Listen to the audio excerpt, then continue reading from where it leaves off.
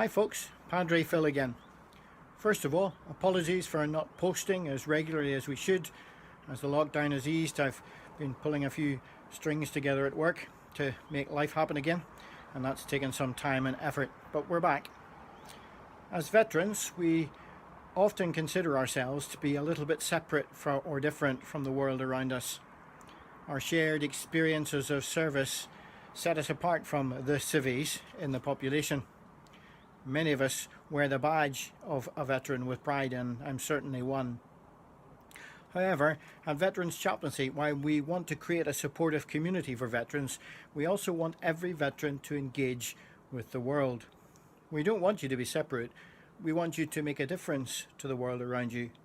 We want you to bring those life experiences and the values you hold to the front line now, as you did before, and we want you to engage. To engage means we have to confront many of the issues that are going on in the world today. And that might mean speaking about subjects that some folk would prefer we didn't. It might mean pushing forward into a danger area. It might mean taking a risk of setting off an explosion or two along the way. But we do this understanding that the key to success is in the engagement, not in the avoidance of the issue. As veterans, I feel we tend to see things around us and then batten down the hatches. We point fingers, we judge others, we moan, we gripe, we become angry, but we don't engage. And we don't use our experience of the past to change the present. As veterans, we are familiar with the word sacrifice. That's a word that seems to be going out of fashion these days. Making sacrifices for the good of others and the well-being of the whole of society is something that we as veterans have to offer to the world. As recent events have unfolded in our nation and around the world, we have seen not an attitude of sacrifice, but an attitude of selfishness. As hordes of people thronged the beach at Bournemouth the other day, as football fans ignored advice and gathered to celebrate a victory, as protesters paraded to air their grievances, what we have seen is an expression of selfishness. This is bound to happen when you create a rights-based rather than a responsibility-based society. People believe they are entitled to life's pleasures, even in the midst of a pandemic, that they can take enjoyment, that they can express their frustrations, regardless of the consequences to others.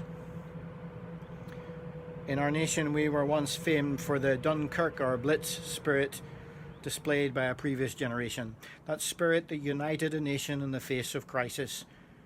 That spirit seems to have been replaced by a consumer-driven, demanding spirit that thinks me, I, the individual, is God. My right to live my life as I want triumphs over the sacrifice everyone needs to make for the good of the whole. If there's one thing that COVID-19 teaches us, it's that we need to change our attitudes. This is a moment of sacrifice, not a moment of selfishness. It's a moment to give, not a moment to take. And it is into this selfish state that the gospel speaks.